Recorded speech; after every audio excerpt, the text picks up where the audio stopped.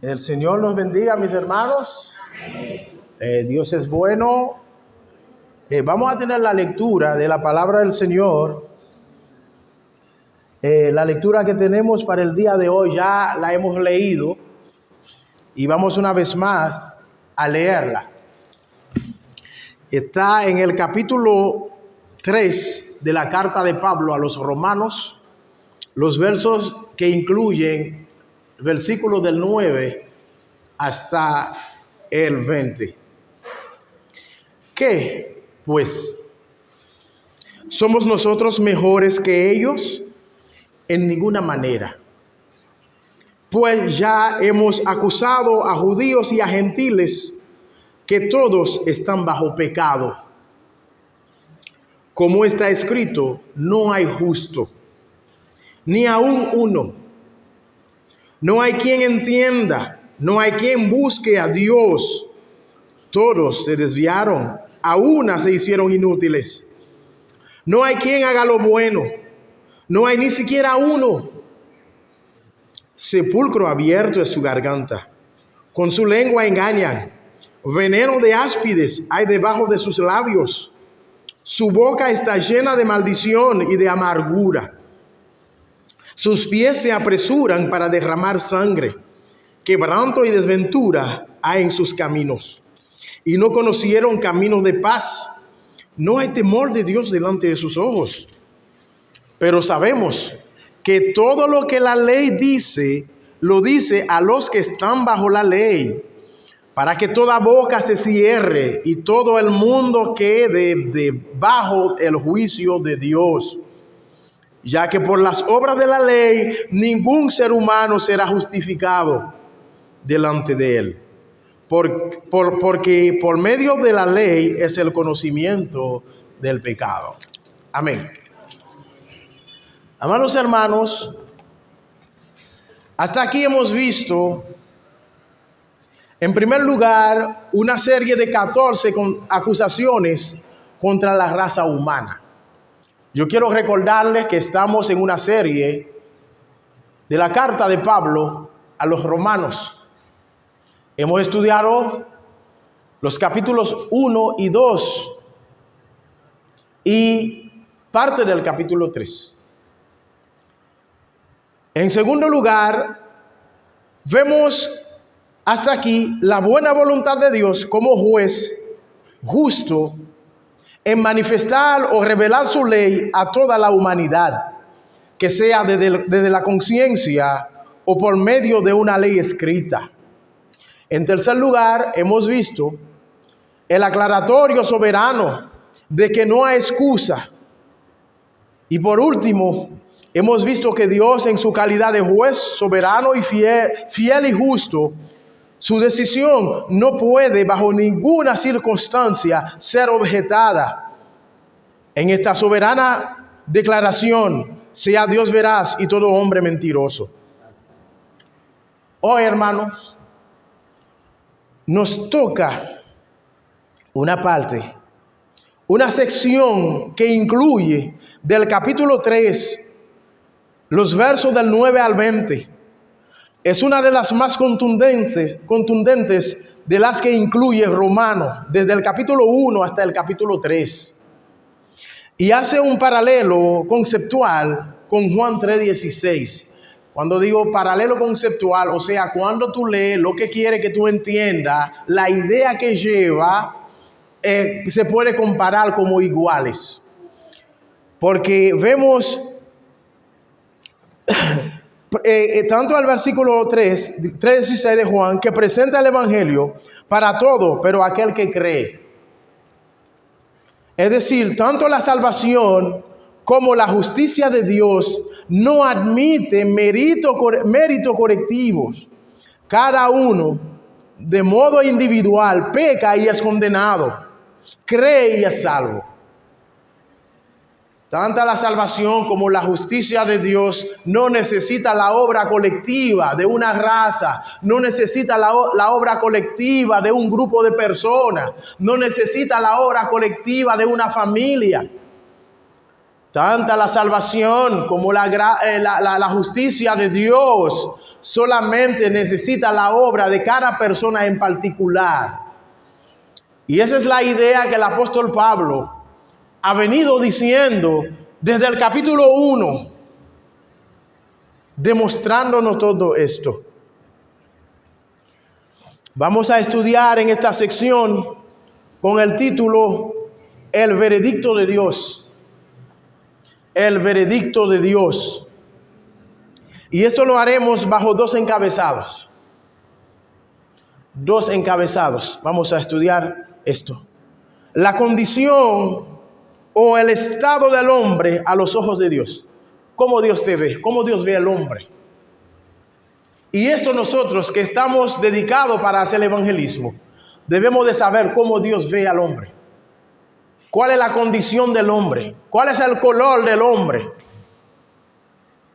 delante de Dios?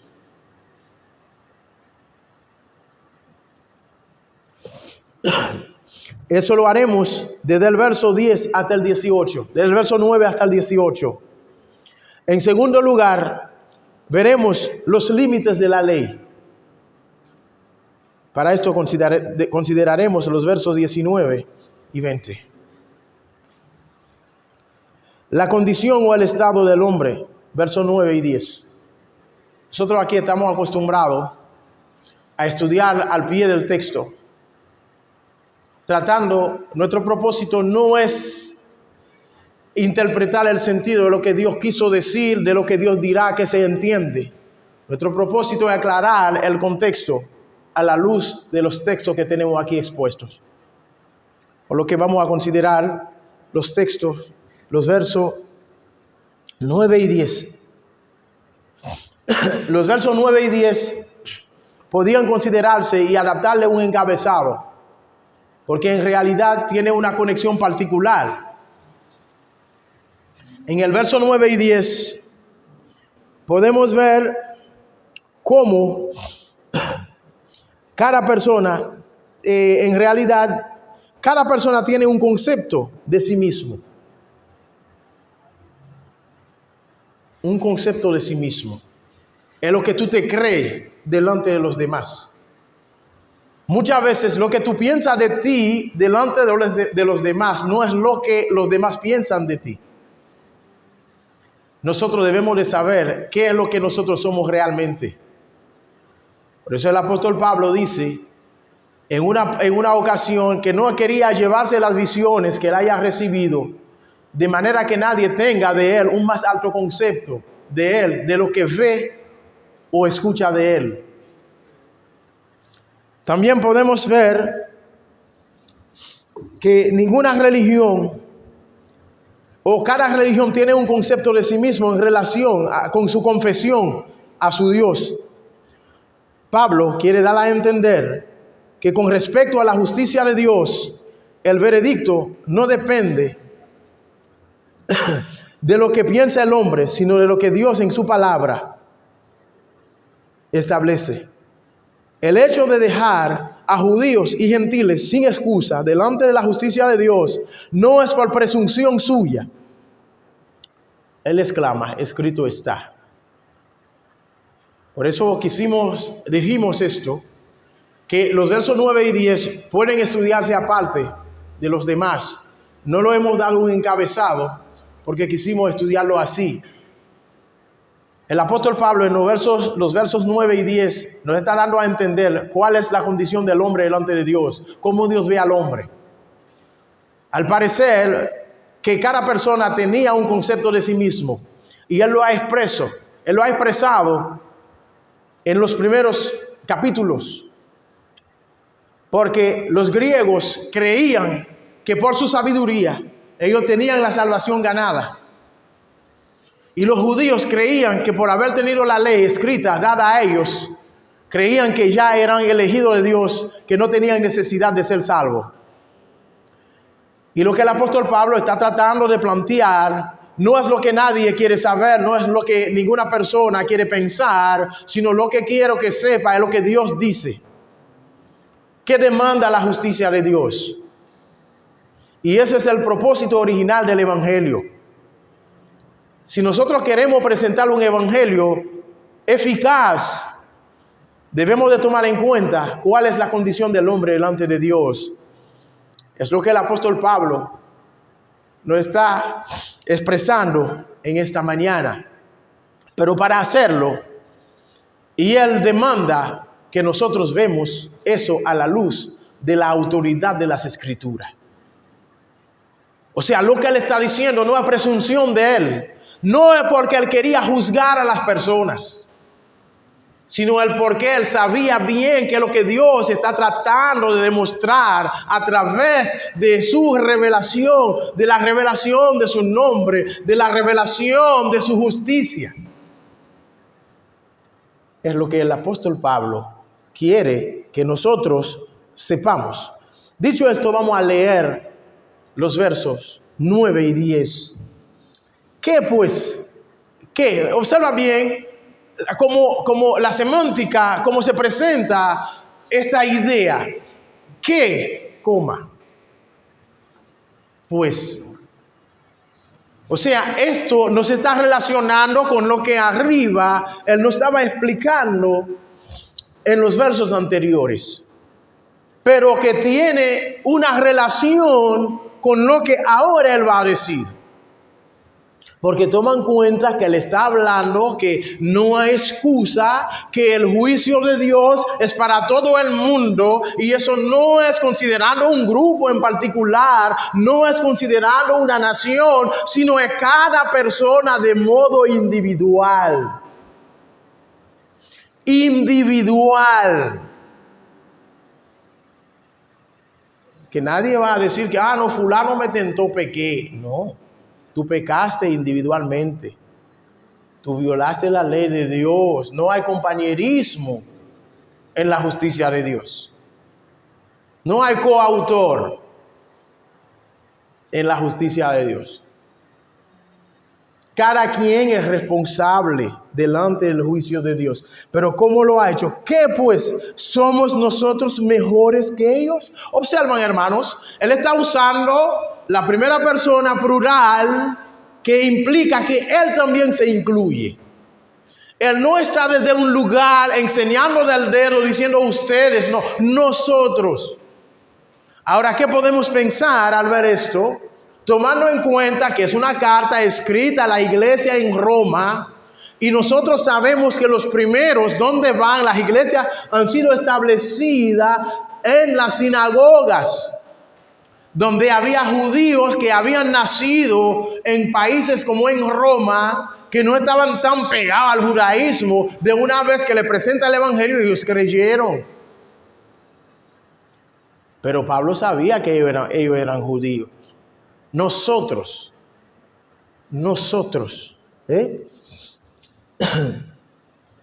somos mejores que ellos.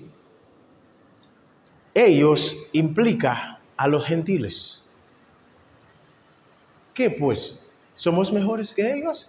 Todavía ustedes siguen creyendo, hablando, si Pablo estuviera aquí parando, él estuviera diciendo, todavía ustedes siguen pensando que somos mejores que ellos. Ahora, si bien piensan así, vamos a ver qué dice la palabra de Dios. Escrito está. ¿Y dónde podemos encontrar esta confirmación? Si nosotros leemos el Salmo 14, versículo desde el 1 hacia el 3, vamos a ver qué dice. Me gustaría que del público pueden leerme los textos que voy a decir, que voy a estar citando. Si lo tienen, pueden leer. Amén. Está allí, léanlo, hermanos. ¿Algún hermano me pueden ayudar? Dice el necio en su corazón, no hay Dios. Se han corrompido, hacen obras abominables. No hay quien siga el bien. Jehová miró desde los cielos. ¿Cómo Dios te ve a ti? Mira, Dios está mirando desde los cielos. ¿A quién está mirando Dios? ¿A quiénes?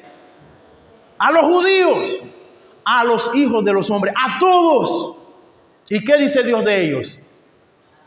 Y Dios tenía un propósito al mirar.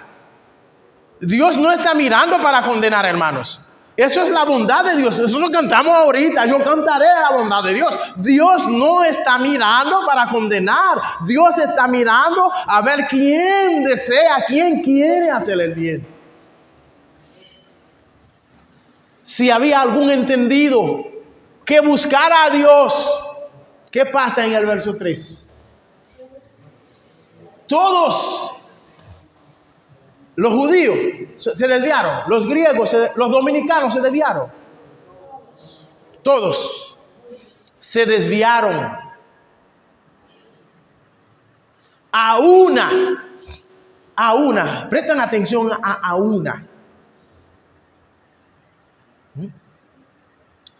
En el Salmo 36 se habla de que los hombres se sobornan entre sí, y el sentido que tiene esto es el sentido que ellos se alaban uno al otro, se conforman uno a la maldad del otro. Uno ve que el otro hace una maldad, se ríe de esto, y ahorita empieza a repetir lo mismo, y así todo el mundo se componen para hacer lo mismo. No hay quien haga lo bueno, no hay ni siquiera uno. No hay ni siquiera uno. Es lo que dice el Salmo. Entonces, ya como hemos dicho, el apóstol está haciendo esta consideración. De manera, al escuchar la palabra de Dios, que nadie vaya a pensar en los pecadores que están allí afuera. Estamos viendo que el apóstol aquí, en el verso 9, se incluye. En ninguna manera, pues ya hemos acusado a judíos y a gentiles, que todos están bajo pecado. Como está escrito, no hay justo ni aun uno. La palabra como está escrito, podemos invertir las palabras y decir como Cristo dijo en la tentación: escrito está. Escrito está. ¿Cómo está escrito? Escrito está. Algo de paso quiero decirle, mis hermanos, en nuestras luchas en este mundo, cada vez que nos venga la tentación, cada vez que nos venga la preocupación, lo primero que debemos de buscar en las escrituras, ¿dónde está escrito con respecto a lo que nos está pasando? Y al final podemos decir a la situación: escrito está. Esta palabra tiene fuerza, tiene poder, escrito está. Porque dependemos de lo que está escrito. Dependemos de la palabra de Dios.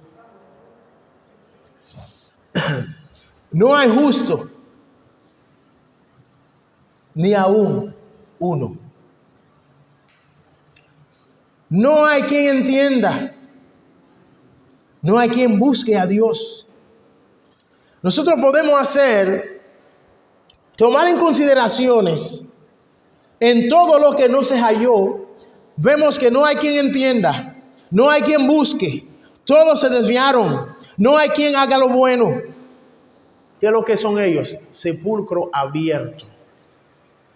Cuando esos valores, vemos que el apóstol está estableciendo unos valores, y esos son los valores que Dios ha establecido para el hombre andar en ellos. Por eso la Biblia nos dice que la palabra de Dios penetra nuestros corazones para que nosotros podamos producir buenas obras.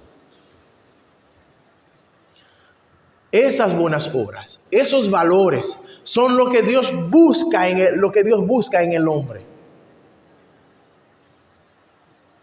Dios busca esos valores. Pero ¿qué pasa? ¿Dios halló algo? Nada. ¿Veis?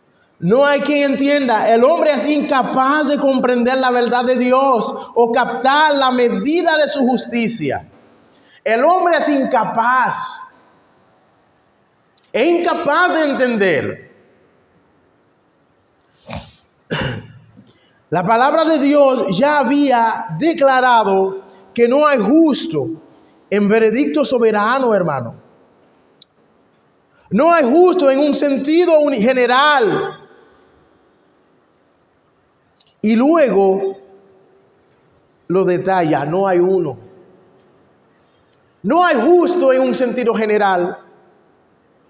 O sea, presenta la situación al por mayor y al detalle. No hay justo. En Romanos 1, del 19 al 21, la Biblia dice: lo que de Dios se conoce, su eterno poder y deidad. No sé si nos pueden buscar eso, hermana, y colocarla. Gracias, está activa. Gloria al Señor, Dios te bendiga. Porque lo que de Dios se conoce le es manifiesto, pues Dios se lo manifestó. La gente no hace estas cosas, no es porque ellos no sabían, no es porque eso estaban oculto de ellos. Por eso el apóstol Pablo está dando esta explicación, porque Dios se lo manifestó, Dios se lo reveló. El hecho de que los hombres no entienden, no buscan a Dios, se desviaron, no hacen lo bueno. Entonces, cuando los hombres están en esa condición, cuando los hombres están así, eso tiene un resultado en la vida. ¿Ves? Cuando los hombres, en primer lugar ya no son justos, ya están entregados, Dios los entregó, entonces ya no son justos. No hay quien entiende.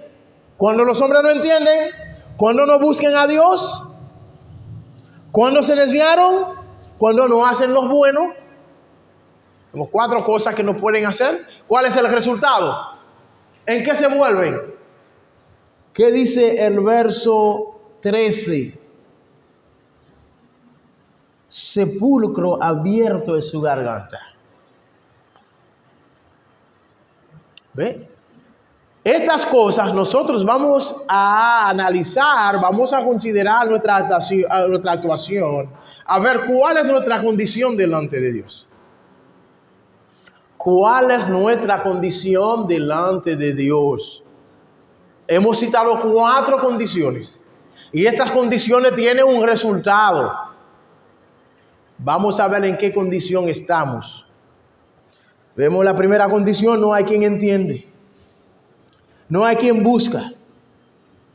Ese versículo implica con claridad que las religiones falsas del mundo son intentos del hombre caído para escapar del Dios verdadero. No hay quien entiende. El problema, al ver la situación, no hay quien entiende. Usted puede decir: wow, hay tantas iglesias, todo el mundo se están salvando, pero la Biblia, en la mente de Dios, nadie entiende. ¿Por qué razón? Porque las religiones vacías del mundo, el propósito que ellos tienen es desviar al hombre del conocimiento de Dios. ¿Qué es lo que Dios quiere que usted entienda? Ustedes llegaron aquí esta mañana, vieron que dimos una clase bíblica, empezamos el culto, oramos y luego tomamos un refrigerio. Eso lo hacemos, ¿no? Cantamos, adoramos al Señor, dimos los avisos. Todo eso es parte de la religión. Pero ¿qué es lo que Dios necesita verdaderamente de nosotros? Que entendamos. Y nuestro propósito es modelar la palabra de Dios que le provoca a cada persona aquí a entender cuál es la voluntad de Dios. Si nuestro trabajo como iglesia no es esto, no entendemos. La gente que está aquí no entienden. Están en la lista de los injustos.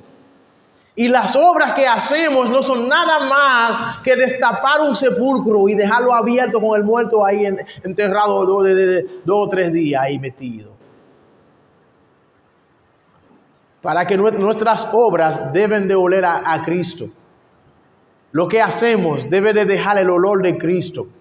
Pero para esto debemos en primer lugar hacer esto, lo que el apóstol nos está diciendo. Pero en el contexto que está el texto de hoy que estamos tratando, estamos hablando de que estamos en un juicio, estamos presentando las características de la justicia de Dios. Es así como Dios ve a las personas cuando estamos sin Dios.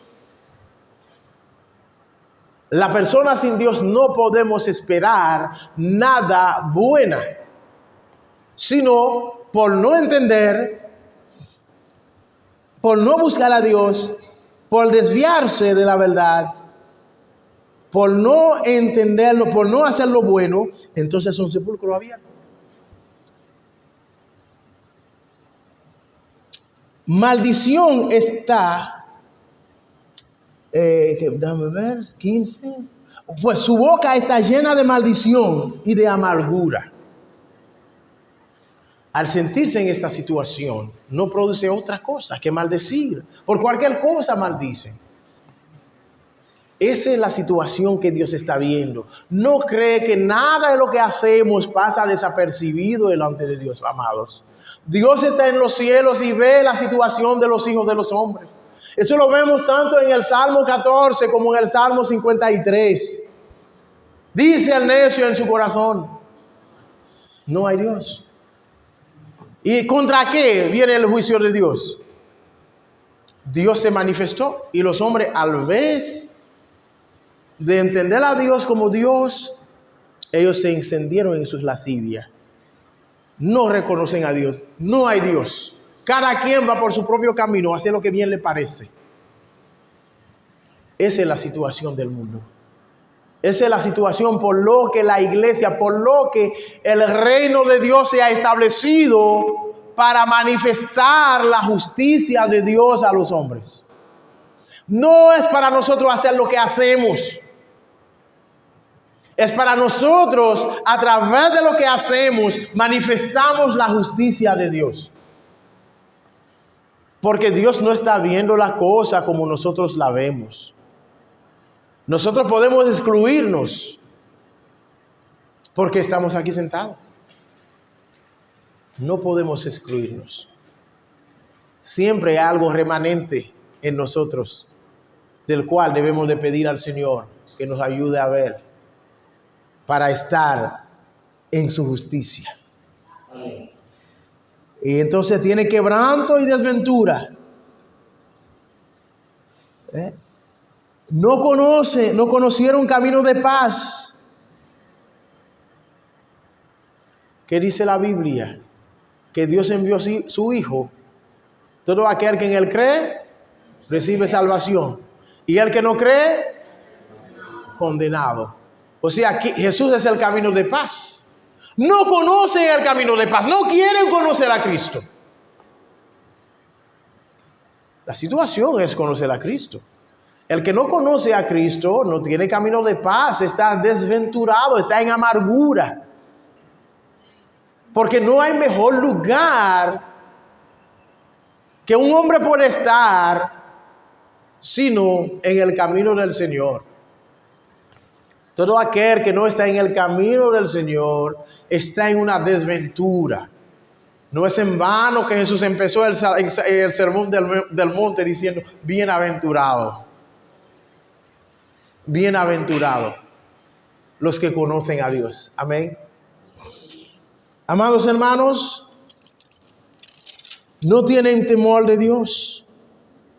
No tienen temor de Dios. Hasta aquí, hermanos, hemos visto que Dios tiene un veredicto.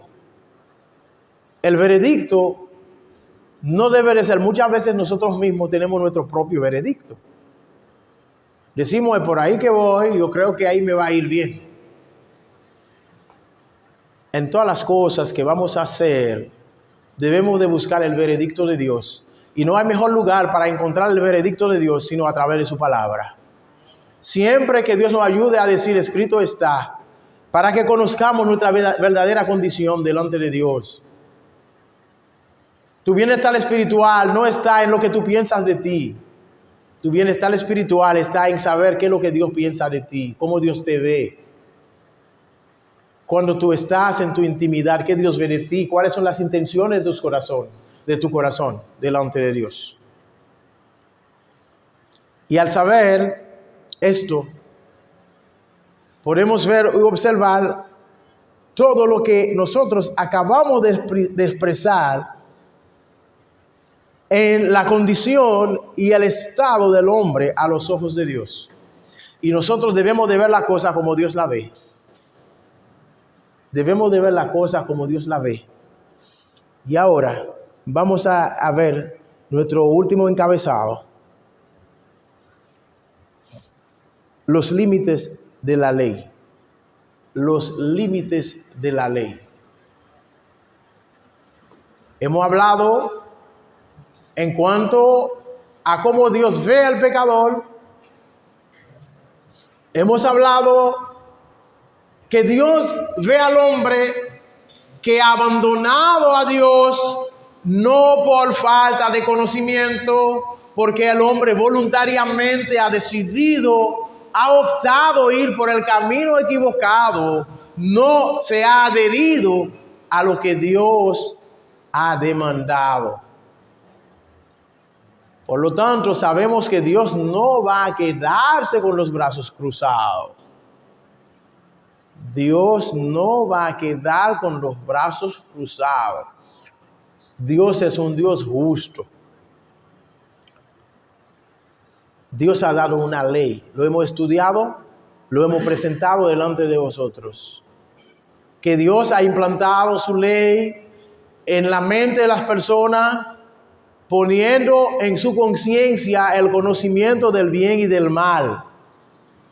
Y a un grupo le ha entregado una ley escrita, de manera que el hombre pudiera elegir entre el bien y el mal. Y esta ley ha estado delante de los ojos de todos los hombres. Lo recibieron los judíos, pero esta ley era el gobierno de Dios en la tierra. Si Dios gobierna el universo, su ley gobierna todo el universo. Su ley gobierna todo en cuanto existe, no importa el país donde se encuentra, todos estamos bajo la ley de Dios. Todos. Pues, dicho esto, consideramos estos versos. Los límites de la ley. ¿La ley tiene límite? Eso vamos a leer el texto. Vamos a ver qué nos dice los versos 19 y 20. Pero sabemos que todo lo que la ley dice, lo dice a los que están bajo la ley, para que toda boca se cierre y todo el mundo quede bajo el juicio de Dios. Es como Dios ha preparado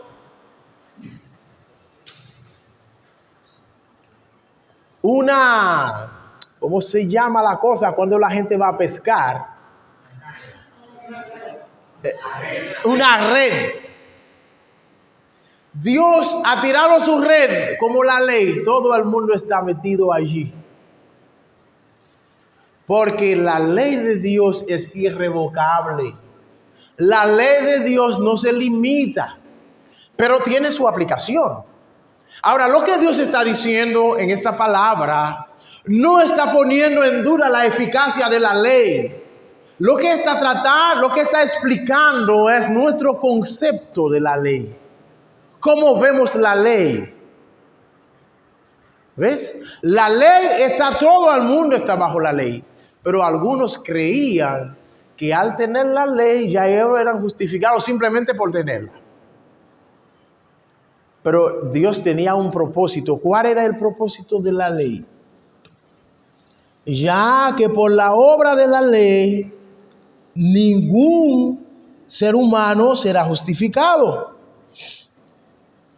Todo ser humano no redimido, tanto los judíos que recibieron la ley escrita a través de Moisés, como los gentiles, tienen las obras de la ley escritas en el corazón de cada uno de ellos. De tal modo que ambos grupos deben rendir cuentas a Dios por igual. Toda boca se cierre bajo el juicio de Dios. No existe defensa posible contra el veredicto de culpable pronunciado por Dios sobre toda la raza humana. No hay, hermanos, nadie puede decir, por eso hemos titulado los sermones pasados, nadie tiene excusa. Nadie tiene excusa. Nadie, hermano. Toda boca se cierra. Hacer la perfección, lo que requiere la ley moral de Dios, es algo imposible. Por esa impotencia moral, toda persona cae maldecido. Hay una cosa que la ley de Dios nadie puede cumplir la cabalidad. Nadie. Y el hecho de que tú te fallas en una, ya tú estás incumpliendo todas. Eso es lo que el apóstol quería decirnos. La ley no vino para quitar el pecado. La ley vino para manifestar el pecado. Para ver el pecado verdaderamente pecaminoso. Para ver que el pecado tiene una condenación. Ahora, si nadie te ha dicho que algo es malo, tú lo haces, tú no tienes culpa. Porque no hay ley. En un país donde reina la anarquía, no hay cárcel. No hay cárcel. No hay jueces. No hay fiscal, no hay nadie. No hay policía. Alguien, tú caminas por ahí, tú le caes mal, te busca un machete, vuela la cabeza, te queda ahí en el suelo. Y queda ahí sin culpa. ¿Por qué? Porque no hay ley. Pero en la cosa de Dios no es así. La ley es para manifestar el pecado. Por lo que la ley no vino para quitarle el pecado. No es para quitarle el pecado. Ya que por las obras de la ley, ningún ser humano será justificado delante de él. No es un axioma, hermano. Es algo que Dios sabe que realmente ningún ser humano en esta naturaleza puede resultar invicto frente a la ley de Dios. Nadie puede cumplir. No está diciendo que hay que soltarla, no hay que estar dependiente de ellos. Con el temor de Dios, hermanos. ¿Ve? Con el temor de Dios. ¿Ve? Porque no hay diferencia. No hay diferencia delante de Dios. Por medio de la ley es el conocimiento del pecado. ¿Cuál es el aporte? Está diciendo, Jesús decía, cuando querían atacar a Cristo con respecto a la ley, no, tú estás violando la ley. Jesús dijo que Él ha venido para cumplir la ley. Para cumplir la ley. La ley ha sido cumplida en Cristo, mis hermanos. Si nosotros queremos, ¿por qué? Cuando habla de que no busca el camino de paz. ¿Cuál es el camino de paz? Vamos a hacer una pequeña ilustración. Dos países están en guerra. Uno es más fuerte que otro. Está machucando al otro. Entonces un tercer país dice, bueno, vamos a hacer una conferencia de paz para terminar con esa guerra. Entonces el otro, el más chiquito, a quien están matando, dice, no quiero la paz. No voy a esta conferencia. ¿Qué va a pasar? ¿Lo van a seguir matando? Es el caso de nosotros, hermanos. Estamos en guerra en contra de Dios. La ley nos está mandando que tú estás mal con Dios. Pero Cristo viene para una conferencia de paz, para unificarte con Dios. Tú, al vez de ponerte en el camino de paz y buscar a Dios, prefieres estar en el camino de guerra, en el camino de confrontación con Dios y sabiendo que con Dios tú no puedes. La ley nos enseña el pecado. La ley nos enseña que la paga del pecado es muerte. Y el camino de paz nos dice que la dádiva de Dios en Cristo Jesús es vida eterna. Amados hermanos, hemos escuchado estas palabras. Los amigos están aquí. Vimos que la justicia de Dios no hace acepción de personas. Y vimos también que en la justicia de Dios no hay una ganancia colectiva. Tú no puedes salvarse por el bien que hace el otro. Tú no te vas a salvar porque alguien ora por ti. Tú vas a salvar cuando tú tomas la decisión de buscar el camino de paz que solamente podemos encontrar en Cristo Jesús. Amén. Amados hermanos, vamos a animarnos con este sentir, entendiendo que la ley vino no para darnos la salvación, sino para revelar el pecado. Y que el único camino de salvación que hay es Cristo Jesús. Y eso lo tenemos a través del Evangelio. Vamos a pedirle al Señor que nos ayude a comprender el Evangelio. ¿Y cómo vamos a expresar nuestra comprensión del Evangelio? En salir a presentar el Evangelio a los que aún no lo conocen. Aquellos que están en camino tenebrosa. Aquellos que todavía tienen su boca como sepulcro abierto. Vamos a tapar el sepulcro de los que aún no pueden hacer las obras de Dios, presentándole el camino de paz. No hay nada imposible para Dios. Vemos frente a la tumba de Lázaro, ya es día, pero Cristo llamó a Lázaro. La descomposición de Lázaro se volvió a componerse por esta justicia de la gracia, por esta justicia de Cristo, cosa que la ley no podía hacer. Amados, vamos a amar a Dios, vamos a pregonar este Evangelio. Recuerda, todo lo que estamos diciendo tiene que ver con el Evangelio. Y esa carta a los romanos debe de motivarnos a entender la justicia de Dios para ir a pregonar a los pecadores que Dios quiere la paz con ellos. Hay una conferencia de paz abierta para ellos aquí en este lugar, donde pueden venir para sentar aquí, escuchar que son acusados de parte de Dios, que Dios mira desde los cielos y ven a ellos como personas que no están buscando a Dios. Y eso tiene una consecuencia. Vamos a esforzarnos, hermanos. Nuestro estar aquí no es para sentirnos bien, para cantar bonito, no para hacer obra, sino para pregonar este glorioso Evangelio. Manifestar esta justicia, declarar, proclamar esta justicia a los que aún están en delito y pecado. Oremos, hermanos. Dios eterno, te damos las gracias, Señor, porque tú has enviado tu palabra. Con tu palabra tú hiciste los cielos y la tierra. Con tu palabra nos has salvado desde antes de la fundación del mundo. Señor, sabemos no tenemos la capacidad de convencer a nadie. Esta obra le toca a tu Espíritu Santo de convencer al hombre de pecado, de justicia y de juicio. Padre, te pido en esta mañana que convenza a cada persona aquí, tanto los amigos como los hermanos que están aquí. Convenza a cada uno de nosotros de pecado, de justicia y de juicio, de manera que podamos entender el propósito de tu ley, que podamos entender los límites de tu ley. Tu ley se limita en revelar el pecado, pero la gracia es a través de Cristo para darnos salvación, para quitar el pecado, para tapar nuestros pecados y que podamos ser aceptados delante de ti en tu justicia, recibir tu justicia, Padre. Oh Padre Celestial, provea salvación a las personas que están aquí. Y si hay alguno aquí que aún está incierto, no ha hecho una confesión eficaz, te pido, Señor, que trate con las personas que aún no tienen una confesión eficaz de tu evangelio y está en una iglesia y cree que es creyente.